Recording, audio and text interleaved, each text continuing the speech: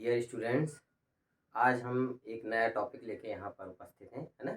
आज हम कुछ ज्योमेट्री के बारे में पढ़ेंगे। इसके बारे में ज्यामिति, ठीक है। तो कुछ छोटी छोटी सी चीज़ें हैं जो हमें मालूम होना ज़रूरी है, ठीक है। अगर ये हमें नहीं पता होंगी तो फिर हम कैसे करेंगे, कैसे समझेंगे सवालों को, कैसे उनको हल करेंगे, कैसी क्या आकृति बनती है, ये कुछ भी नहीं जान पाएंगे। तो कुछ छोटी छोटी सामान्य जानकारी, बिल्कुल बेसिक चीज़ें आप लोगों ने पढ़ा होगा छोटी क्लासेस में, है ना। ये रिवाइज हो जाएगा, बहुत बढ़िया है। देखिए आज का वीडियो तो ज्योमेट्री में देखते हैं। यहाँ मैंने कुछ पॉइंट्स लिखे हुए हैं, तो इनकी जानकारी हमको होना बहुत ही ज़रूरी है। जैसे कि मैंने पहला पॉइंट्स लिखा हुआ है बिंदु, तो बिंदु के बारे में हमें जानकारी होना ज़रूरी है। जैसे अपन रख देते हैं ना कहीं पर भी, ये रख दिया बिंदु। बिंदु मतलब बिंदु की जो है ना तो कोई लंबाई होती है, ना ही कोई चौड़ाई होती है। जैसे अपन एक रेखा खींच दी तो इसको तो रेखा बोल सकते हैं, नापा जा सकता है। लेकिन जैसे हमने ये एक बिंदु रख दिया, ठीक है, क्या रख दिया, एक बिंदु। तो बिंदु का मतलब इसकी ना तो लंबाई होती है, ना ही चौड़ाई होती है। तो फिर क्या है, उपयोग क्या है बिंदु का, है ना। किसी भी चीज की स्थिति व्यक्त करते हैं हम। जैसे कि पढ़ा होगा आप लोगों ने, ये क्या है, ये व्रत है। अब व्रत का केंद्र के बारे में पढ़ा होगा, ये बीचों बीच होता है ना। तो ये सिर्फ इसकी स्थिति को दर्शाने के लिए है कि ये इसका क्या है, केंद्र। अर्थात बिंदु की ना तो लंबाई होती है, ना ही चौड़ाई। किसी चीज की स्थिति को हम इससे दर्शा सकते हैं। फिर हमने दूसरा पॉइंट्स लिया, यहाँ पर पॉइंट लिया हुआ है रेखा के बारे में मालूम होना जरूरी है हमको। किसके बारे में, रेखा। इस तरीके से खींच देते हैं अपन एक लाइन, लेकिन यहाँ पर ये तीर के निशान बना रहता है, ये क्या हो गई, रेखा। लेकिन ये रेखा किस ओर जा रही है, एक ओर, इसी तरफ बढ़ेगी। एक तरफ तीर लगाए लेकिन यदि हम दो तरफ लगा दें, मतलब ये रेखा दोनों तरफ बढ़ती जाएगी, और बड़ी हो गई, और बढ़ाना चाहे तो और बड़ी हो गई। ये क्या कहलाती है, रेखा, ठीक है। तो ये चाहे जितनी बड़ी हो सकती है, इसको हम बता नहीं सकते कि इसकी माप कितनी है। रेखा है, जा रही है एक तरफ, नहीं बता सकते 10 सेंटीमीटर, 20 सेंटीमीटर, 30 सेंटीमीटर, ये चाहे जितनी बढ़ जाती है, रेखा हो गई। इसी के बाद आता है रेखाखंड, इसी से मिलता जुलता है। यहाँ पर हमने दो पॉइंट्स ले लिए, ए और बी ले लिया। अब इनको हम स्केल से नाप सकते हैं। नापा हमने, मान लिया ये आ गया 5 सेंटीमीटर। तो रेखाखंड का मतलब जिसे हम नाप सकते हैं। अभी इसके पहले हमने रेखा पढ़ी, रेखा नहीं नाप सकते चाहे जितनी बना लें। लेकिन रेखाखंड का मतलब क्या होता है, जिसे हम नाप सकें। 5 सेंटीमीटर का रेखाखंड खींचो, पढ़ा होगा आपने, स्केल की सहायता से अपने 5 सेंटीमीटर का क्या खींच लिया, रेखाखंड खींच लिया। 10 सेंटीमीटर का रेखाखंड खींचो, 10 सेंटीमीटर का क्या खींच लिया, रेखाखंड खींच लिया। तो रेखाखंड जिसकी माप निश्चित है, मापा जा सकता है, ठीक है। फिर इसके बाद आती है क्षैतिज रेखा, ऊर्ध्वाधर रेखा। कैसी रेखा है ये, क्षैतिज और ऊर्ध्वाधर। ऊर्ध्वाधर मतलब जो खड़ी रेखा होती है ना, खड़ी रेखा, वो ऊर्ध्वाधर रेखा हो गई ये। और क्षैतिज मतलब पड़ी रेखा, ये सीधी, ठीक है, जो इस तरीके से एक्स अक्ष में रहेगी, इसे हम क्या बोलेंगे, क्षैतिज रेखा। और जो इस तरीके से होगी, ये क्या होगी, ऊर्ध्वाधर रेखा। तो ये रेखा हो गई क्षैतिज रेखा और ऊर्ध्वाधर रेखा। इसके बाद आता है लंब। तो ये क्षैतिज रेखा और ये ऊर्ध्वाधर रेखा, ये दोनों यहाँ पर काट रही हैं। तो यही ये जो रेखा है, ये इस रेखा पर क्या मानी जाएगी, लंब।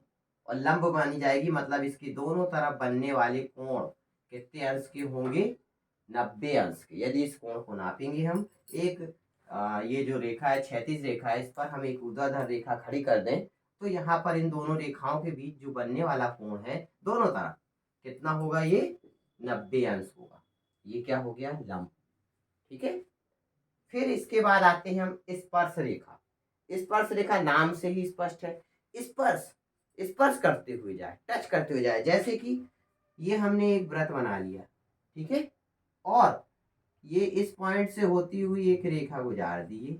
तो ये जो रेखा गई, इसको क्या बोलेंगे हम, स्पर्श रेखा। क्यों, क्योंकि ये इस वृत्त को क्या करते हुए जा रही है, ये स्पर्श करते हुए जा रही है। यदि ये रेखा इस वृत्त को काटते हुए चली जाती, देखो ये दो बिंदुओं पर काट रही है ना, तो ये स्पर्श रेखा नहीं होती, इसको क्या बोल देते हैं हम, प्रतिच्छेदी रेखा। जो कि वृत्त को काटते हुए जाए, प्रतिच्छेदी रेखा। और जो वृत्त को छूते हुए, टच करते हुए निकल जाए, क्या हो गई वो, स्पर्श रेखा। ठीक है, फिर आगे क्या है, कोण के बारे में जानेंगे हम।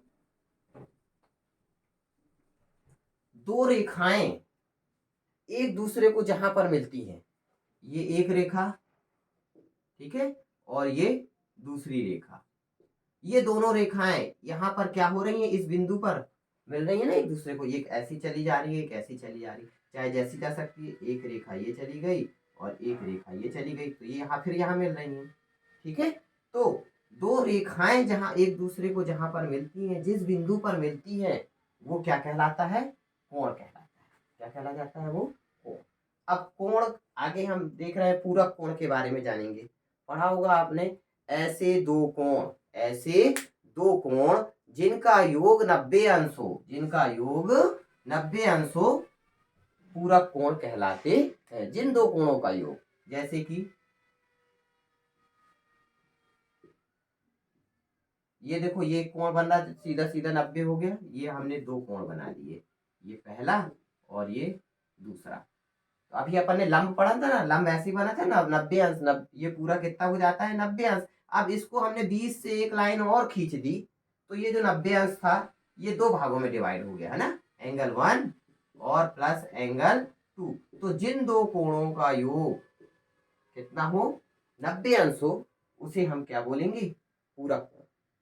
ठीक है, अर्थात यदि एक कोण 40 अंश का है, एक कोण 40 अंश का है, और हमको बोला जाए इसका पूरक कोण बताओ, तो इसका पूरक कोण 50 अंश हो जाएगा। क्यों, क्योंकि हम जानते हैं जिन दो कोणों का योग 90 अंश हो, तो 40 धन 50, तो ये पूरक कोण बन गए। तो यदि 40 अंश है एक कोण, तो उसका पूरक कोण क्या कहलाएगा, 50 अंश। यदि एक कोण 50 अंश है, तो उसका पूरक कोण क्या कहलाएगा, 40 अंश। जिन दो कोणों का योग 90 अंश हो, उसे हम क्या बोलेंगे, पूरक कोण। फिर इसके आगे दिया है संपूरक, ये भी पढ़ा होगा। पूरक 90 अंश और संपूरक 180 अंश। जिन दो कोणों का योग 180 अंश हो, ये रेखा बनाई हमने।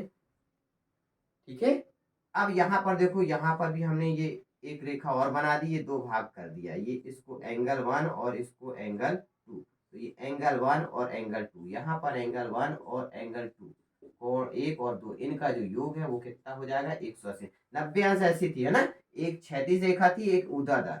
लेकिन यहाँ पर जब हम संपूरक कोण दर्शाएंगे, तो ये एक रेखा खींची, चांदा देखा है ना आप लोगों ने, ऐसा रहता है ना चांदा, ये 0 डिग्री से चालू होता है, 0, 10, 20, 30, 40, यहाँ पर क्या हो जाता है, 90, फिर 100, 110, 120, और ये पूरा 0 घूम के यहाँ कितना आ जाता है, 180। तो 180 क्या होगा, ये पूरा कोण, मतलब ये एक रेखा पर, सरल रेखा, रेखीय युग्म, एक रेखा पर बना कोण। तो यहाँ पर देखो एंगल 1 और एंगल 2, जब हम इसको और इसको जोड़ते हैं, तो ये पूरा एक चांदी की तरह बन जाता है ना।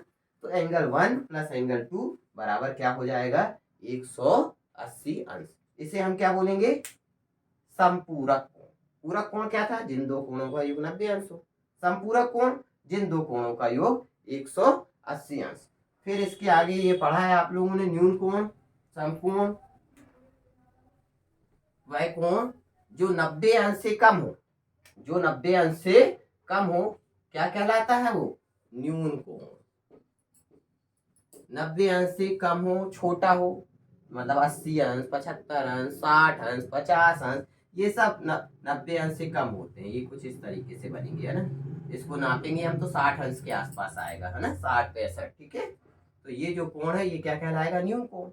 फिर समकोण, सभी को पता है, 90 अंश के कोण को समकोण कहते हैं। ये एक क्षैतिज रेखा, एक ऊर्ध्वाधर रेखा यहाँ पे काटेगी, ये जो कोण बनेगा कितना बनेगा, ये 90 अंश। तो 90 अंश के कोण को हम क्या बोल देंगे, समकोण। फिर इसके बाद आता है अधिक कोण, वह कोण जो 90 अंश से ज्यादा हो। कैसा बनेगा ये, ऐसा। इसको जब हम नापेंगे, तो ये 90 से ज्यादा निकल जाएगा, 110, 120 डिग्री के आसपास आ जाएगा। ठीक है, तो इसे हम क्या बोलेंगे, कौन सा कोण बनेंगे, ये अधिक कोण। तो ज्यामिति पढ़ने से पहले, ज्योमेट्री पढ़ने से पहले ये कुछ चीजें हैं जो हमको मालूम होना जरूरी है। तो ये छोटा सा वीडियो था, नेक्स्ट हम देखते हैं अगले वीडियो में। अगर ये अच्छा लगा हो तो इसे लाइक और शेयर करें। फिर मिलते हैं नेक्स्ट वीडियो में।